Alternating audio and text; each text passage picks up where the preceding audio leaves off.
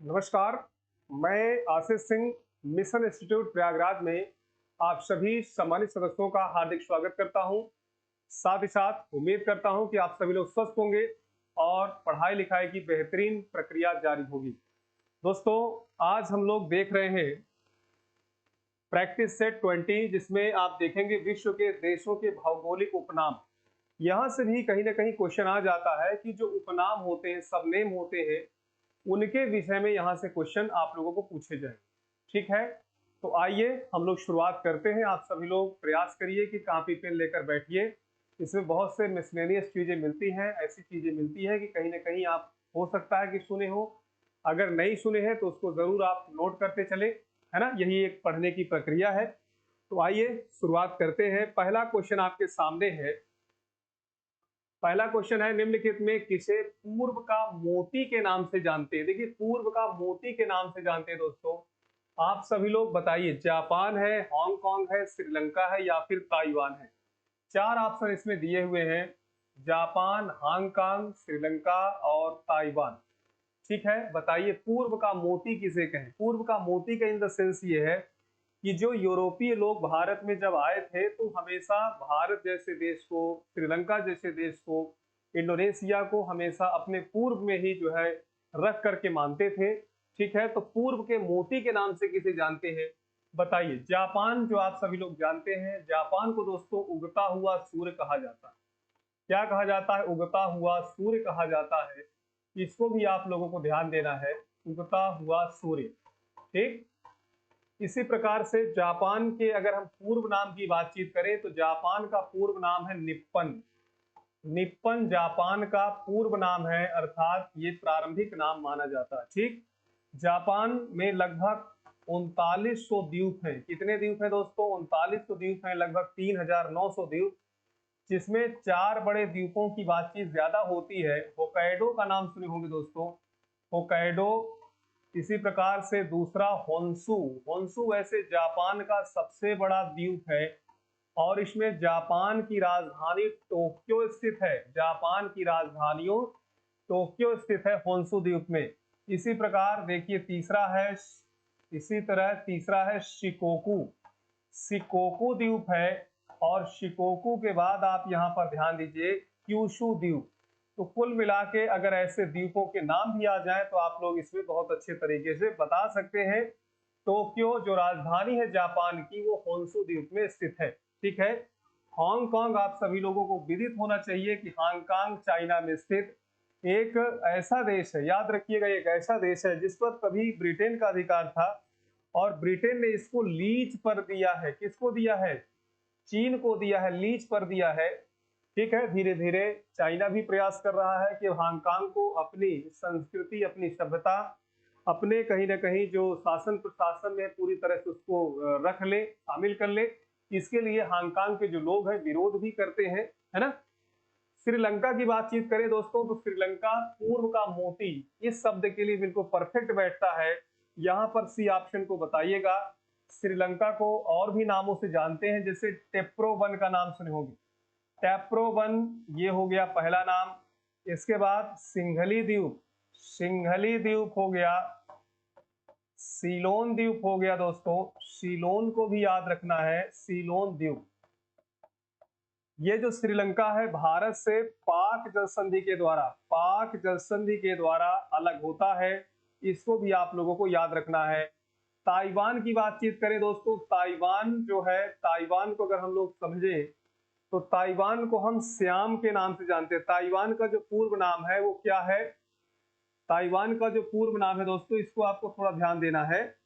Taiwan, इसको हम लोग क्या कहते हैं? फार्मूसा द्वीप के नाम से जानते हैं। सही सुना, फार्मूसा द्वीप के नाम से जानते हैं। ताइवान को पूर्व नाम है फार्मूसा, इसको भी आप लोगों को याद रखना है। तो इतने ढेर सारे आप लोगों के लिए बातें रही, इसको भी आपको क्लियर रखना है। साथ साथ जो उत्तर है इसका, सी ऑप्शन को आपको बताना है। ठीक है, आइए दूसरे क्वेश्चन की ओर हम लोग बढ़ते हैं। सेकंड क्वेश्चन आपके सामने है, निम्नलिखित में कौन सा देश चारागाहों का स्वर्ग कहा जाता है। यानी कौन सा देश है जिसे चारागाहों का स्वर्ग कहा जाता है? क्या यूएसए को कहा जाता है, ऑस्ट्रेलिया को कहा जाता है, न्यूजीलैंड या फिर नीदरलैंड। ठीक है, ध्यान दीजिएगा, बहुत ही इंपॉर्टेंट क्वेश्चन है कि निम्नलिखित में कौन सा देश चारागाहों का स्वर्ग कहते हैं। अगर हम यूएसए की बातचीत करें दोस्तों, तो यूएसए में मैं मानता हूं कि यहाँ पर जो पाया जाने वाला घासान क्षेत्र है, घास भूमि है, उसे प्रेरी कहते हैं। क्या कहते हैं दोस्तों? प्रेरी कहते हैं। ठीक है, एक बात तो ये रही। ऑस्ट्रेलिया में जो पाए जाने वाले घास भूमि है, उसमें डाउन्स का नाम सुने होंगे, डाउन्स का नाम सुने होंगे। इसके बाद तीसरा है न्यूजीलैंड। न्यूजीलैंड में जो घास भूमि पाई जाती है, उसे कैंटरबरी कहते हैं। क्या कहते हैं दोस्तों? कैंटरबरी कहते हैं। नीदरलैंड की बातचीत करें तो यहाँ पर पाई जाने वाली घास भूमि को पोल्डर कहा जाता है। क्या कहते हैं? पोल्डर कहा जाता है। तो प्रेरी का संबंध यूएसए से हो गया, ऑस्ट्रेलिया का संबंध डाउन से हो गया, न्यूजीलैंड का संबंध हो गया कैंटरबरी से, और नीदरलैंड का संबंध हो गया पोल्डर से। फिलहाल चारागाहों का स्वर्ग किसे कहते हैं? इसका सही जवाब होगा न्यूजीलैंड। याद रखिएगा, न्यूजीलैंड देश को चारागाहों का स्वर्ग कहते हैं।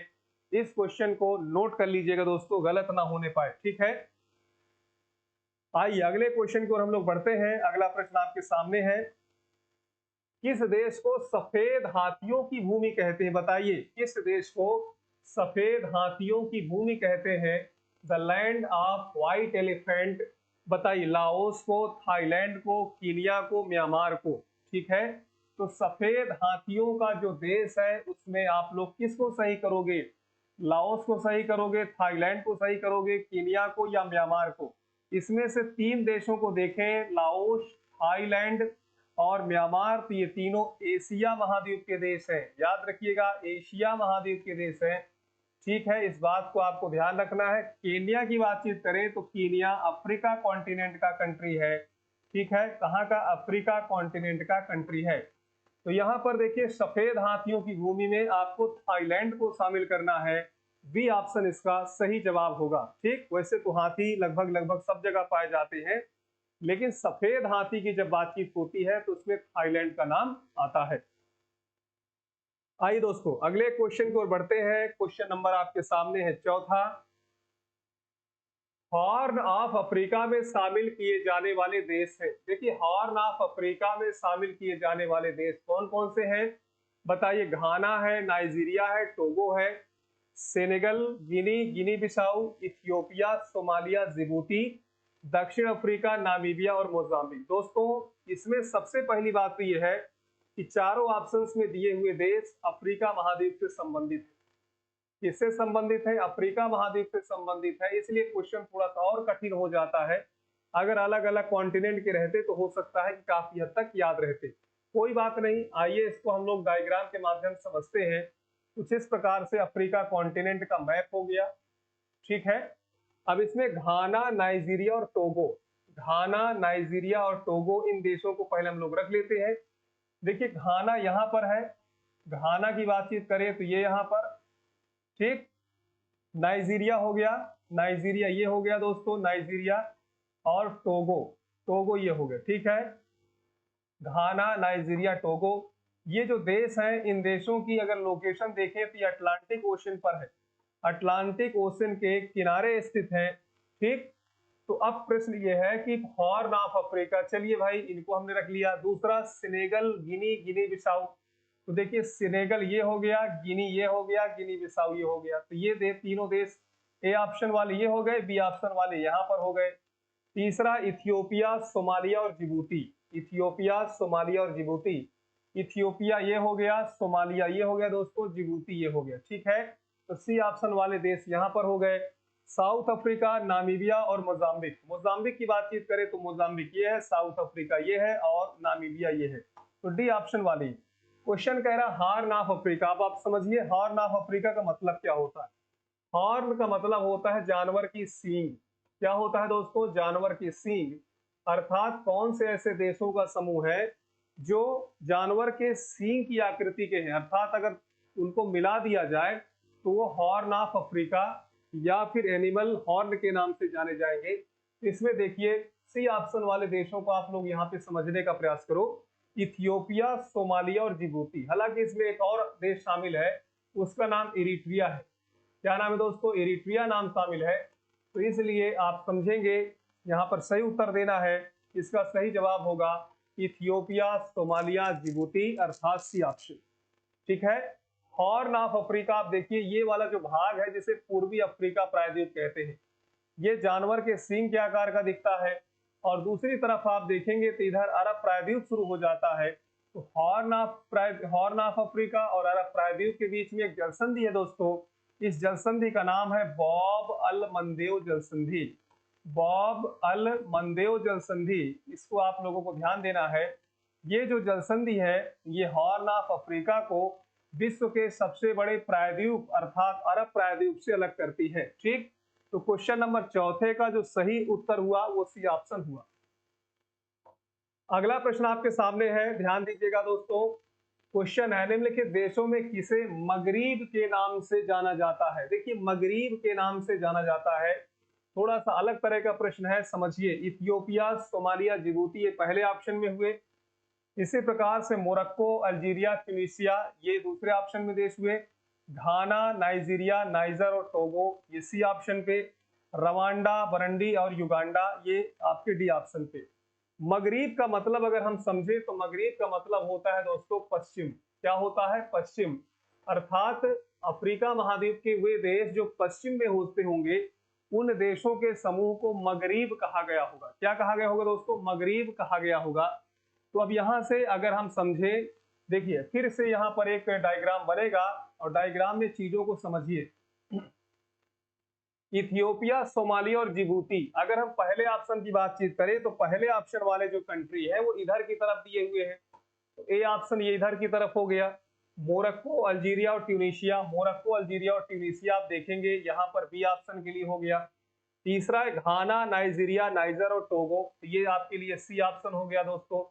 रवांडा, बरंडी और युगांडा ये तो मध्य में है ना, तो डी ऑप्शन। अब हमने कहा ना मगरीब मतलब पश्चिम, यानी भूमध्य सागर के किनारे अफ्रीका महाद्वीप के उत्तर पश्चिम में स्थित जो देश होते होंगे उन्हीं के समूह को क्या कहते होंगे? मगरीब कहते हैं।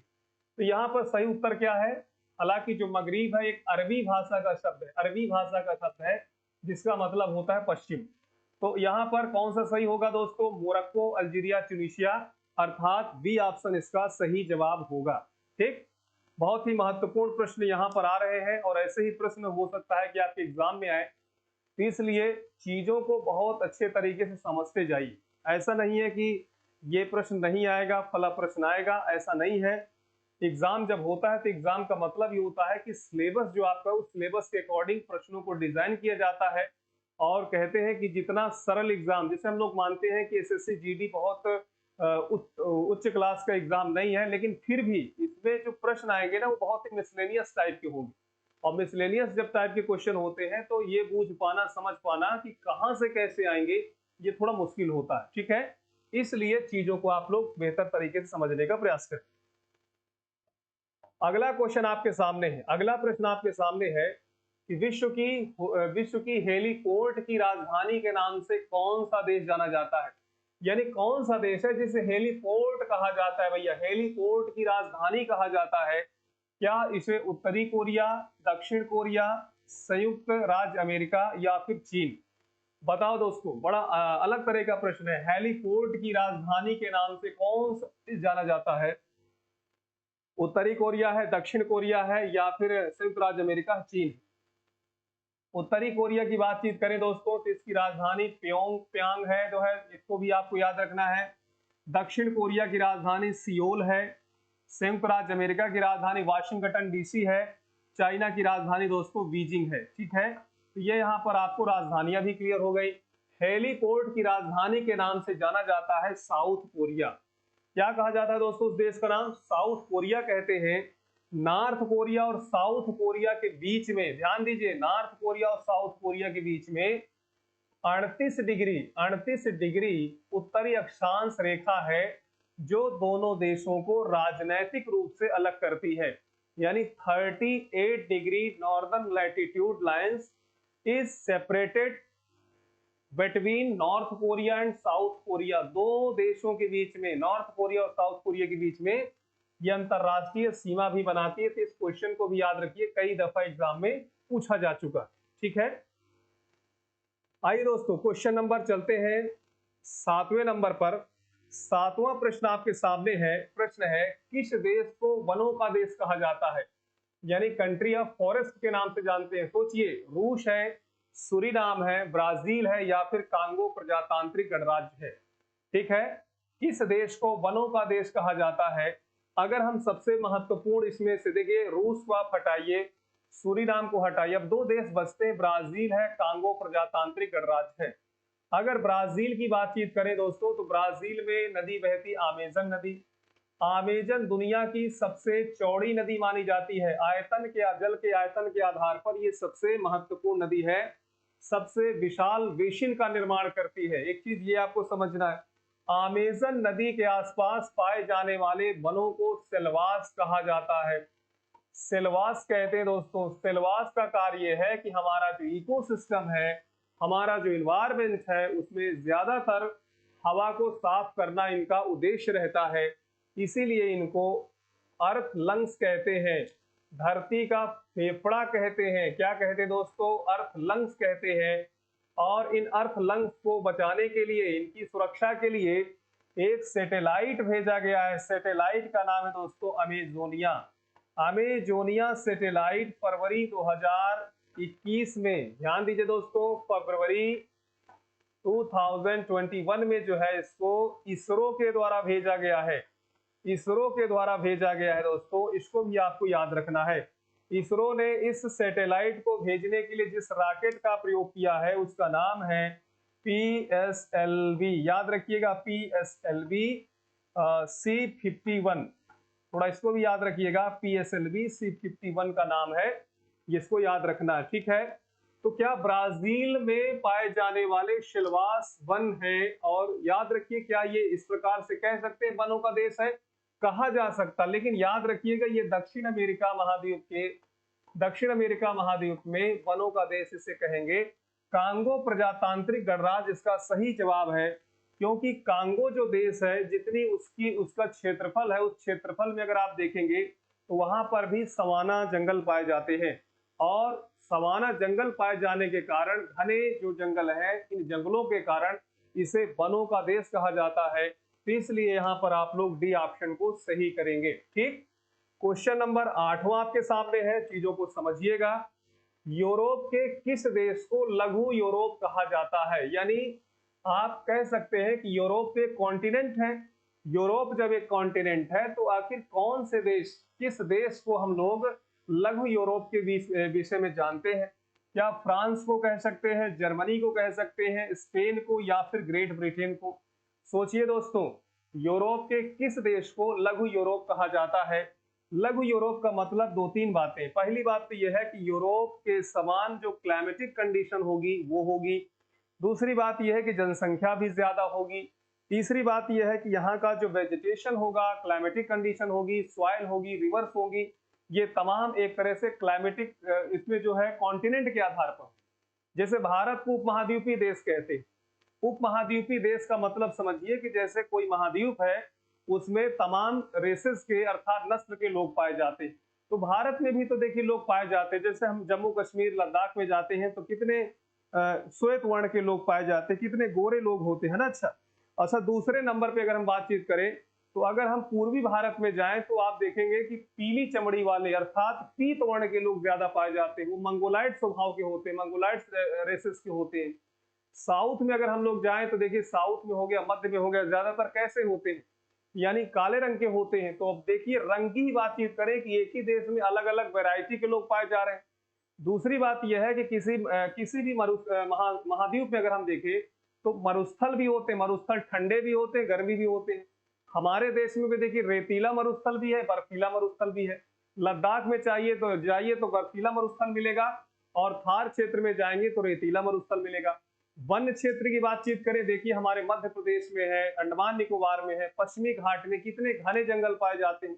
वही राजस्थान, पंजाब और हरियाणा में चले जाइए, जंगलों के नामो निशान नहीं है ना। इसी प्रकार से दोस्तों आप क्लाइमेटिक कंडीशन की बातचीत करिए। क्लाइमेटिक कंडीशन की जब बातचीत करेंगे तो देखिए नॉर्थ में देखिए ठंड के समय ठंड पड़ती है, साउथ में आप देखेंगे तो उतना ज्यादा ठंड नहीं पड़ती है।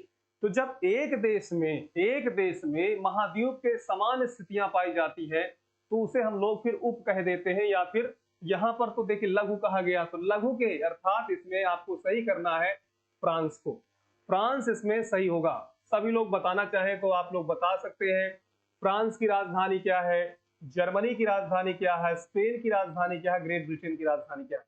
बताइए दोस्तों, सभी लोग बताइए तेजी के साथ। फ्रांस की जो राजधानी है वो सीन नदी के किनारे स्थित है, इस बात को याद रखिए। जर्मनी की जो राजधानी है वो आप सभी लोग जानो स्प्री नदी के किनारे स्थित है।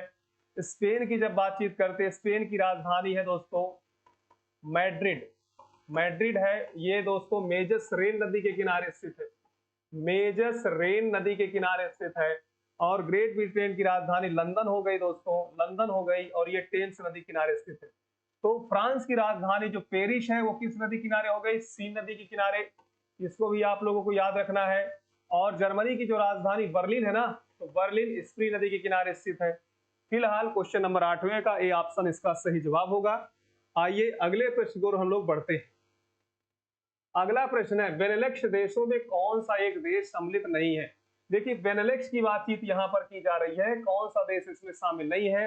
बेल्जियम, नीदरलैंड, बुल्गारिया और लग्जमबर्ग। देखिए यूरोप में जब आप जाते हैं तो यूरोप में बड़ा संगठन, बहुत ढेर सारे देश हैं और देशों के बीच में बहुत ढेर सारे संगठन हैं। जैसे बेनेलक्स कंट्री क्या है, इसी प्रकार से बाल्टिक देश क्या है, बाल्कन देश क्या है, ग्रेट ब्रिटेन क्या है दोस्तों, है ना, आइबेरिया समूह क्या है, बड़े समूह वहां पर पाए जाते हैं, है ना। इसी प्रकार से यूरोपियन यूनियन क्या है, आजकल तो आप सभी लोग जानते हैं यूरोपियन यूनियन यूरोप का एक बहुत खतरनाक संगठन है, एक बहुत ही मजबूत संगठन जिसे माना जाता है। तो कहने का मतलब यह है कि यूरोप महाद्वीप को हम संगठनों का महाद्वीप भी कह सकते हैं। तो बेनेलक्स आपके सामने बात आई। बेनेलक्स में देखिए इसमें पहले अक्षर का मतलब हो गया बेल्जियम, क्या हो गया दोस्तों, बेल्जियम हो गया। इसके बाद ना से दूसरा शब्द है उसे हो गया नीदरलैंड, क्या हो गया दोस्तों, नीदरलैंड हो गया, नीदरलैंड हो गया। तीसरे नंबर पर लग्जमबर्ग हो गया। ये 3 देश इसमें शामिल है, 3 देश शामिल है। अब आप बताइए कि बेल्जियम, नीदरलैंड, बुल्गारिया और लग्जमबर्ग कौन सा देश शामिल नहीं है? तो इसमें जो देश शामिल नहीं है उसका नाम है बुल्गारिया। ठीक है, बुल्गारिया नाम है। हमने देखिए जब नाम लिए बाल्टिक देश, बाल्टिक देश का देखिए हमने नाम लिया, तो बाल्टिक देश में देखिए कौन कौन से देश शामिल है। एस्टोनिया का नाम सुने होंगे दोस्तों, एस्टोनिया, लाटविया हो गया, लाटविया, लिथुआनिया, लिथुआनिया, ये तीनों देश बाल्टिक सागर के किनारे हैं, इसलिए इन्हें बाल्टिक समूह कहते हैं। और ये कभी सोवियत संघ के हिस्सा रहा करते थे, है ना। जब सोवियत संघ का जो है बिखराव हुआ तो ये देश भी अलग हो गए। हालांकि इनको हम बाल्टिक देश के नाम से जानते हैं। अब देखिए ग्रेट ब्रिटेन की थोड़ा बातचीत कर लेते हैं, बड़ा इसमें उठापोह रहता है लोगों में। ग्रेट ब्रिटेन, तो देखिए ग्रेट ब्रिटेन का जो पूरा नाम है पहले समझिए, यूनाइटेड किंगडम, याद रखिएगा United kingdom, United kingdom of the great Britain, of the great Britain and northern Ireland, ये इसका पूरा नाम है। अब देखिए कुछ लोग कह देते हैं द ग्रेट ब्रिटेन, यहां पे समझिए ग्रेट ब्रिटेन का मामला क्या है, इसको अगर हम लोग डायग्राम के माध्यम से समझे, ठीक है, तो ज्यादा बेहतर होगा। देखिए कुछ इस प्रकार से इसका डायग्राम हम लोग सुनिश्चित करते हैं, ठीक है। ग्रेट ब्रिटेन में इधर की तरफ आप देखेंगे तो इंग्लैंड है, ये इंग्लैंड हो गया, ठीक है। इसी प्रकार से आप देखेंगे तो इधर की तरफ वेल्स हो गया, वेल्स हो गया दोस्तों, ये हो गया स्कॉटलैंड, स्कॉटलैंड हो गया ना। और इसके बाद ये हो गया उत्तरी आयरलैंड, उत्तरी आयरलैंड। इसका मतलब यह है कि ये जो पूरा समूह आप देख रहे हैं, इस पूरे समूह को ही हम क्या कहते हैं, United kingdom of the great Britain and northern Ireland के नाम से जानते हैं, जिसकी संयुक्त राजधानी क्या है, संयुक्त राजधानी क्या है दोस्तों, लंदन है। ठीक है, तो इस क्वेश्चन को आप लोग, इस वार्तालाप को, इस जो आपको हमने व्याख्या किया, इसको जरूर आप लोग याद रखिएगा। हालांकि यूरोपियन यूनियन का हिस्सा रहा करता था ग्रेट ब्रिटेन, लेकिन डेविड कैमरन वहां के प्रधानमंत्री थे, उनके जमाने में ब्रेक्जिट के माध्यम से यूरोपियन यूनियन से ये ग्रेट ब्रिटेन शायद अलग हो गया। ठीक है, तो इसको भी आप लोगों को याद रखना है। इसकी जो करेंसी है पाउंड है, हालांकि जो यूरोपियन यूनियन की मान्यता प्राप्त करेंसी उसका नाम है यूरो। ठीक है, आइए अगले क्वेश्चन को हम लोग बढ़ते हैं। अगला प्रश्न आपके सामने ये रहा, प्रश्न को समझिएगा, चढ़ते सूर्य का देश किसे कहा जाता? अब ये चढ़ते हुए सूर्य का देश किसे कहते हैं? चढ़ते मतलब उगते हुए, यही तो कह सकते हैं ना। चढ़ते हुए सूर्य, नॉर्वे कहते हैं, जापान कहते हैं, फिलीपींस कहते हैं, या फिर वियतनाम को कहते हैं। सोचना है दोस्तों, वियतनाम, फिलीपींस, जापान या फिर नॉर्वे। तो इसमें आप लोगों को बी ऑप्शन सही करना है, क्योंकि इससे संबंधित कहीं ना कहीं पहला या दूसरा प्रश्न हम आपके सामने रखे थे, तो उसको उसके माध्यम से इसको आप लोग सही कर सकते हैं। ठीक है, आइए अगला क्वेश्चन आपके सामने है, प्रश्न को ध्यान से समझिए। विश्व का चीनी भंडार, याद रखिए, विश्व का चीनी भंडार या चीनी का प्याला के नाम से निम्नलिखित में कौन सा देश जाना जाता है ना। यानी विश्व चीनी का कटोरा किसे कहते हैं? अगर इसका आप जवाब दे पाए, यूएसए है, भारत है, ब्राजील है, क्यूबा है। देखिए, भारत है, ब्राजील है, यूएसए है। इन देशों में क्या चीनी उत्पादन नहीं होता होगा? लेकिन कहीं ना कहीं तीनों देशों को तो ऐसा नहीं कहा जाता है। इसका मतलब यह है कि इसमें जो सही जवाब होगा वो कौन सा होगा? क्यूबा होगा। क्यूबा को दोस्तों विश्व चीनी का कटोरा कहा जाता है। क्या कहा जाता है? विश्व चीनी का कटोरा कहा जाता है। और इसके अलावा इसे एंटलीस का मोती भी कहते हैं। ध्यान दीजिएगा, एंटलीस का मोती भी कहते हैं। इसके अलावा दोस्तों ये वेस्ट इंडीज का सबसे बड़ा देश है। वेस्ट इंडीज का सबसे बड़ा देश है। West Indies is a group of country.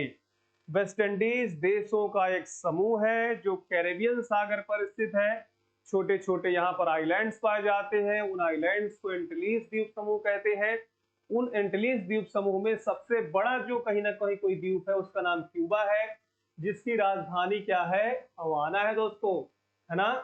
Fidel Castro और राउल कास्त्रो यहाँ के जो है दोस्तों, ये दोनों भाई थे। यही लोग बारी बारी सत्ता संभाल रहे हैं। तो यहाँ पर आपको ध्यान देना है, क्वेश्चन नंबर 11वां का आप लोगों का सही जवाब होना चाहिए डी ऑप्शन। ब्राजील की थोड़ी हम बातचीत कर लेते हैं। ब्राजील ऐसा देश है दुनिया का जहां पर दुनिया की सबसे ज्यादा जैव विविधता पाई जाती है। अर्थात यहाँ पर जो फैले अमेजन जंगल है या फिर सिल्वास वन है, इन वनों में ज्यादा से ज्यादा यानी दुनिया की सर्वश्रेष्ठ बायोडाइवर्सिटी या बायोमास पाया जाता है।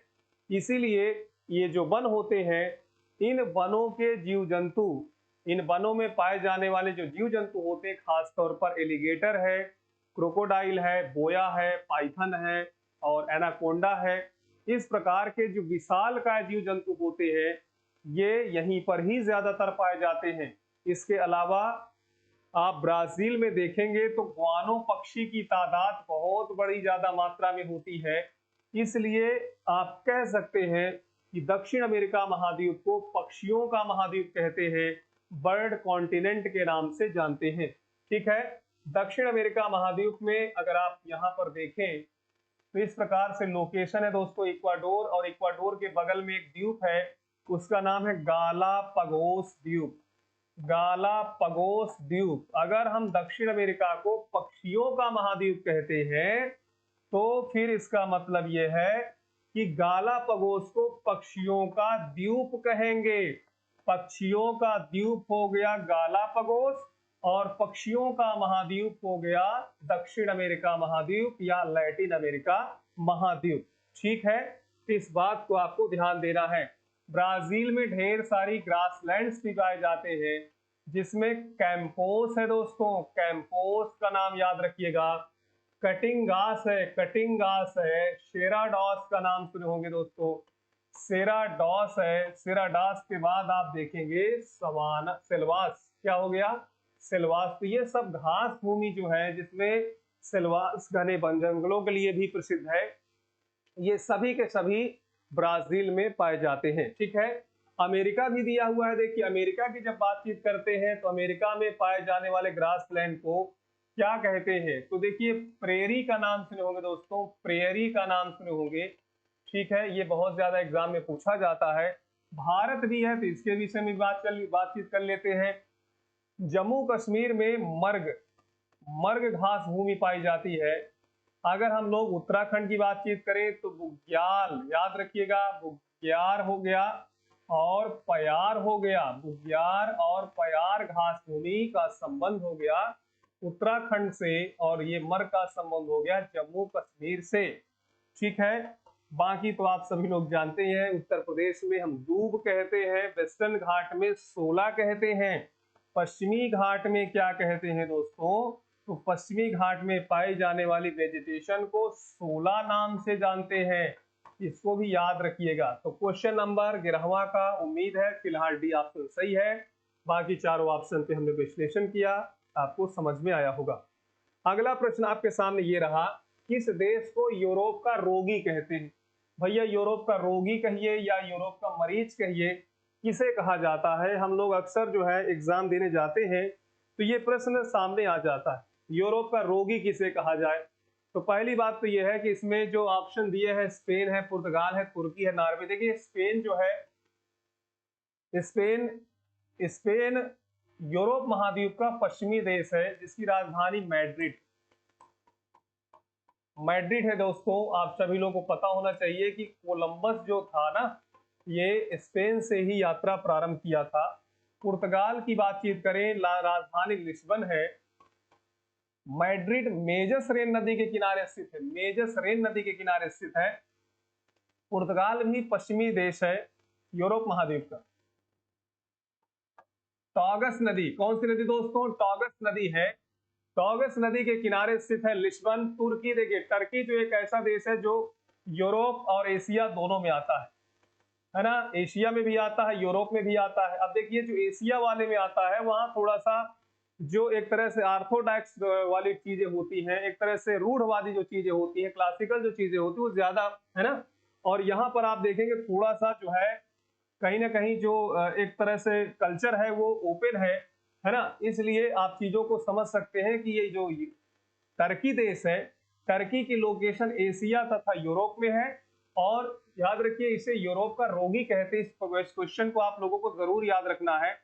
नॉर्वे देखिए दिया हुआ, नॉर्वे में बड़ी झीलें भैया, झीलों का देश कह सकते हैं इसको, नॉर्वे को। ठीक है, नॉर्वे को मध्य रात्रि का जो है देश भी कहते हैं, है ना। इस बात को भी आप लोगों को याद रखना है।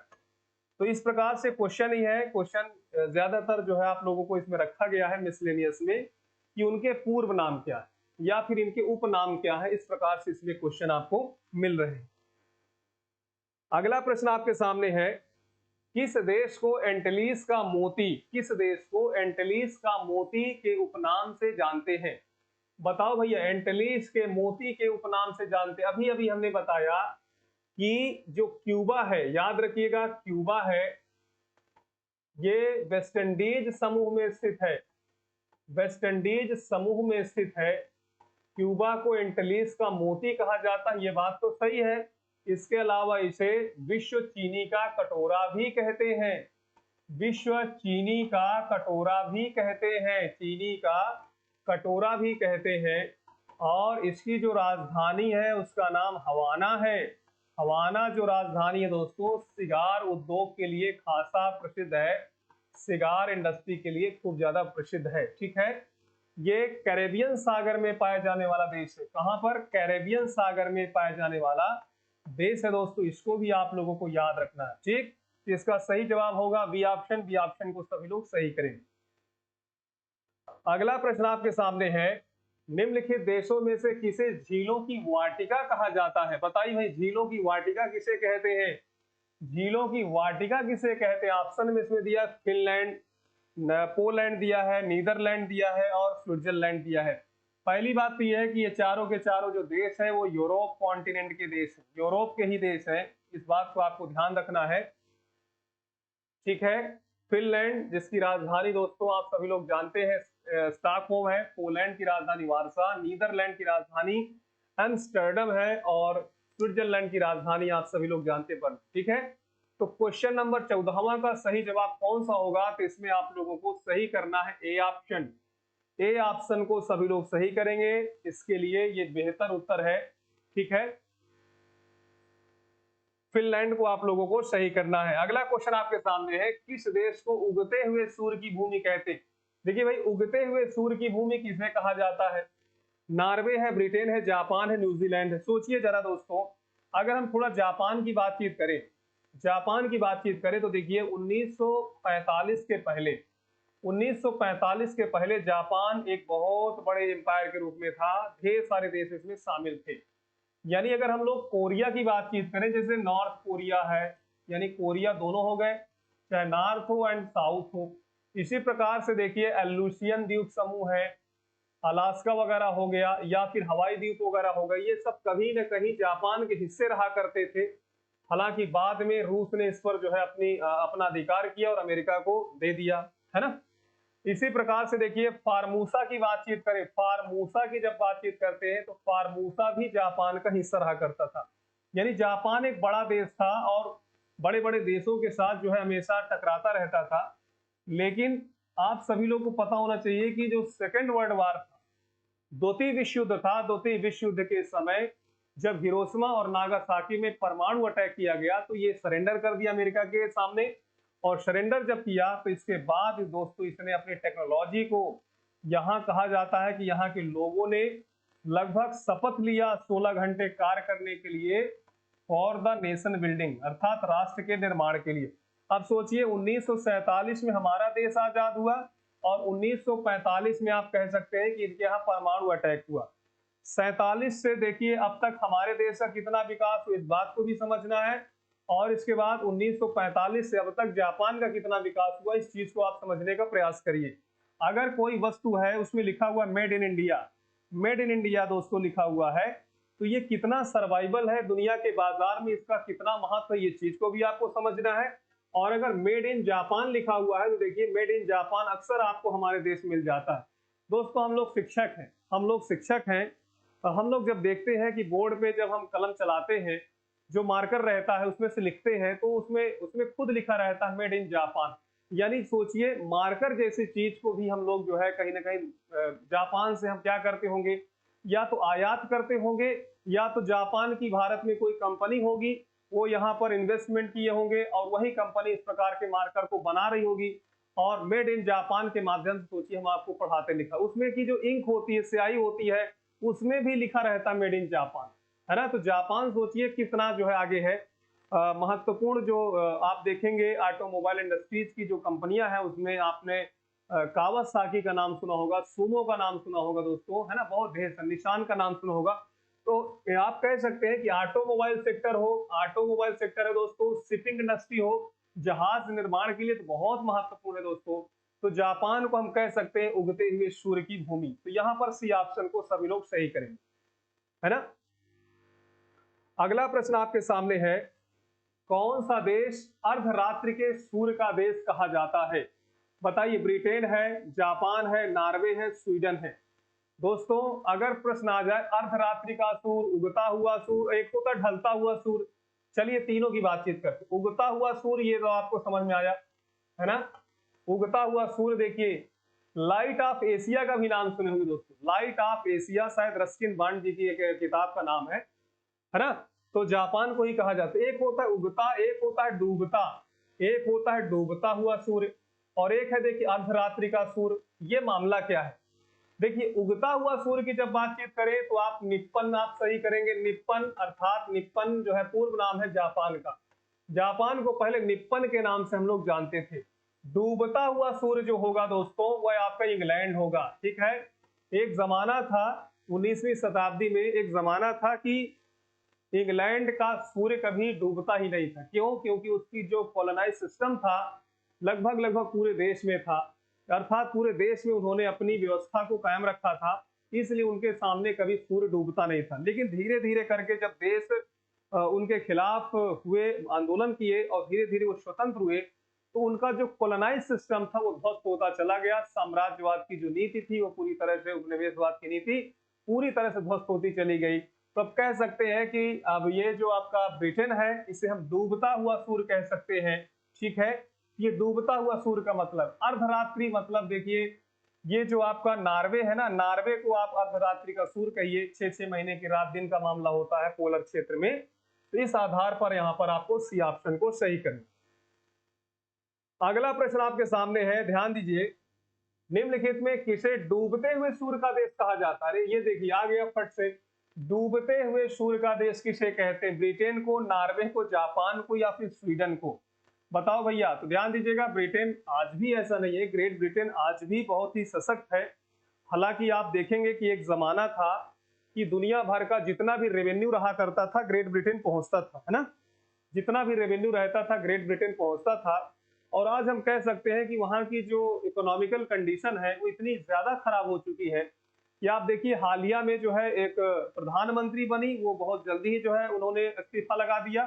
अब ऋषि सुनक बने हैं, भारतीय मूल के हैं, भारतीय मूल के हैं। अब सुनने में आ रहा है कि वो भी जो है लोगों से आग्रह कर रहे हैं कि बहुत ज्यादा जो आप लोग खर्चे करते हैं उन खर्चे की कटौती करिए, बहुत ज्यादा अतिरिक्त खर्चे मत करिए। इस प्रकार की बातें सुनने को आ रही हैं। एक जमाना हमारा था 1960 के दशक का, जब हमारे देश के प्रधानमंत्री लाल बहादुर शास्त्री जी ने कहा था कि जय जवान जय किसान, ये बात उन्होंने नारा दिया। और दूसरी बात उन्होंने कहा था कि अनाजों का चूंकि उत्पादन कम हो रहा है, इसलिए थोड़ा अनाजों को कम करिए और सब्जियों का उत्पादन जो हो रहा है उससे ज्यादा अपने पेट को भरिए। हमारे देश में आर्थिक तंगी हमेशा जहां जब भी बनी और अगर हमारे देश के प्रधानमंत्री ने आग्रह किया तो ऐसा नहीं है कि हम श्रीलंका के नागरिक हैं, श्रीलंका के नागरिक हैं कि अपने देश के जो प्राइम है उन्हीं के खिलाफ खड़े हो जाए। देश तो इस चीज को समझता है कि जो प्रधानमंत्री हो पद का होता है, प्रधानमंत्री पद की एक गरिमा होती है, वो जो भी करेगा, अब उससे बड़ा पद क्या हो सकता है? आप ही बताइए, उससे बड़ा पद क्या हो सकता है? उससे बड़ी अब सोच भी क्या हो सकती है? पूरे देश की नुमाइंदगी करते हैं तो उससे बड़ी सोच क्या हो सकती है, आइडियोलॉजी क्या हो सकती है? देश उसको मानता है ना? इसलिए कहीं ना कहीं प्रधानमंत्री पर भरोसा होता है। लेकिन आजकल आप देखेंगे कि जैसे श्रीलंका है, श्रीलंका में कहीं ना कहीं ये जो विश्वास रहा, फेथ रहा, देखिए संसद का विश्वास एक अलग बात होती है, लोगों का विश्वास एक अलग बात होती है। तो लोगों का जो विश्वास है वो कहीं ना कहीं वहां के लोगों ने नहीं प्राप्त कर पाए, है ना? बाकी आर्थिक तंगी तो आप सभी लोग देख ही रहे हैं कि कोरोना काल में कितनी समस्याएं आई, बहुत से उद्योग बंद हो गए, बहुत से जो चलते फिरते उद्योग थे, रोजगार थे, वो समाप्त हो गए। लेकिन इस प्रकार की कभी दिक्कत नहीं आई। तो यहाँ पर फिलहाल जो है डूबते हुए सूर्य के लिए आप लोग क्या करेंगे? ए ऑप्शन को सही करना है, अर्थात ब्रिटेन को आपको सही करना। अगला क्वेश्चन है, निम्नलिखित में से किसे दक्षिण का ब्रिटेन कहा जाता है? भाई दक्षिण का ब्रिटेन किसे कहा जाएगा? कहीं ऑप्शन हो न्यूजीलैंड तो लगा दीजिए, ऑस्ट्रेलिया है, न्यूजीलैंड, फिजी है, सोलोमन द्वीप समूह है। सबसे पहली बात तो यह है कि ये चारों के चारों ओशनिया कॉन्टिनेंट के देश, ठीक है? ओशनिया में देखिए जैसे इस प्रकार से ऑस्ट्रेलिया है, इस प्रकार से दोस्तों ऑस्ट्रेलिया, ऑस्ट्रेलिया के इधर न्यूजीलैंड है, इधर ढेर सारे जैसे पापुआ न्यू गिनी हो गया, फिजी हो गया, फिजी के बाद तुवालू हो गया, सोलोमन द्वीप समूह हो गए, ढेर सारे लगभग लगभग आप देखेंगे 14 आपको देश यहाँ पर मिलेंगे, ठीक है? तो अब निम्नलिखित में से किसे दक्षिण का ब्रिटेन कहा जाता है? तो दक्षिण का ब्रिटेन हम लोग न्यूजीलैंड को कहेंगे। बी ऑप्शन को सभी लोग सही करेंगे, इसका सही उत्तर होगा बी ऑप्शन। निम्नलिखित में किसे अग्निद्वीप के नाम से जाना जाता है? अग्निद्वीप के नाम से किसे जानते हैं दोस्तों? सभी लोग ध्यान दीजिए। आयरलैंड को, आइसलैंड को, जापान को या फिर इटली को? बताओ भाई, अग्निद्वीप के नाम से किसे जानते? आयरलैंड को, आइसलैंड को, जापान को या फिर इटली को? देखिए यहां पर हम लोग समझे, इटली के बगल बगल में ही आप देखेंगे सिसिली द्वीप। सिसिली द्वीप में हमेशा एक एक्टिव वोल्केनो के रूप में रहता है जिसका नाम स्ट्रोम्बोली। स्ट्रोम्बोली का नाम सुनोगे दोस्तों, स्ट्रोम्बोली एक एक्टिव वोल्केनो का एग्जाम्पल, एक्टिव वोल्केनो का एग्जाम्पल है। और यहां पर हमेशा जो है, हमेशा कहीं ना कहीं प्रकाश निकलता रहता है, अर्थात जब ज्वालामुखी प्रक्रिया होगी तो उससे गंधक जो होती है, उससे जो सल्फर होती है, वो एक तरह से बर्निंग स्टार की तरह बाहर निकलती है। जब बर्निंग स्टार की तरह गोले के रूप में निकलती है तो उसी को सोलह तारा कहा जाता है। क्या कहा जाता है दोस्तों? सोलह तारा कहा जाता है। और जहां पर ये सोलह तारा गिरते हैं ना, ऐसा लग रहा है कि ये अग्नि के बम गिर रहे हैं, है ना? अग्नि के जो है कहीं ना कहीं ये बम गिर रहे हैं। तो ये 16 तारा बड़े खतरनाक होते हैं। तो यहाँ पर आप लोगों को डी ऑप्शन सही करना। अगला क्वेश्चन आपके सामने ये है, निम्नलिखित में किसे पश्चिम एशिया का स्विट्जरलैंड कहा जाता है? पश्चिम एशिया का स्विट्जरलैंड कहा जाता है दोस्तों। थोड़ा सा इसमें आपको सोचना है, क्या जॉर्डन को कहा जाता है, लेबनान को कहा जाता है, सीरिया को कहा जाता है या तुर्की को कहा जाता है? सोचिए, पश्चिम एशिया का स्विट्जरलैंड, यानी पश्चिम एशिया में आप देखेंगे तो ढेर सारे रेत ही रेत है। रेत ही रेत है दोस्तों। अगर इन देशों में आप देखेंगे तो आपको जो अरब मरुस्थल मिलेगा, रेत के अलावा कुछ नहीं मिलेगा। लेकिन इसमें एक देश है जिसका नाम है दोस्तों लेबनान। लेबनान है वो कहीं ना कहीं इस रेत के बीच में एक हरे भरे देश के रूप में है ना। और कहीं ना कहीं जो यहाँ की इकोनॉमिक एक्टिविटी है, यहाँ का जो पर कैपिटा इनकम है, बहुत ही महत्वपूर्ण है। हालांकि कुवैत का नाम सुने होंगे दोस्तों। कुवैत की जो करेंसी है, कुवैत की जो करेंसी है वो बहुत ही ज्यादा मजबूत है। तो यहाँ पर पश्चिम एशिया का स्विट्जरलैंड किसे कहा जाता है? तो पश्चिम एशिया का स्विट्जरलैंड आप लेबनान को कह सकते हैं। तो दोस्तों ये रहा आज का सेशन। उम्मीद है कि आप लोगों को बहुत अच्छे तरीके से समझ में आया होगा। इसमें और भी ढेर सारे क्वेश्चन आते हैं कि फार्मूसा द्वीप के नाम से किसे कहा जाना जाता है? तो यहाँ पर ताइवान को आपको याद करना है। इसी प्रकार से सिंघली द्वीप किसे कहते हैं? तो श्रीलंका को आप सभी लोग सही करेंगे। पोर्सिया पर्सिया की बातचीत करें, पर्सिया किसे कहा जाता था पहले? तो पर्सिया कहा जाता था दोस्तों, ईरान को कहा जाता था। तो बहुत से इस प्रकार के नाम हैं, और इस प्रकार के जब नाम है तो कहीं ना कहीं आगे चल के जैसे हम लोग आगे बढ़ेंगे तो ऐसे प्रश्नों को हम जरूर शामिल करना चाहेंगे। ठीक है, आज यही तक, कल फिर से मिलते हैं। जय हिंद।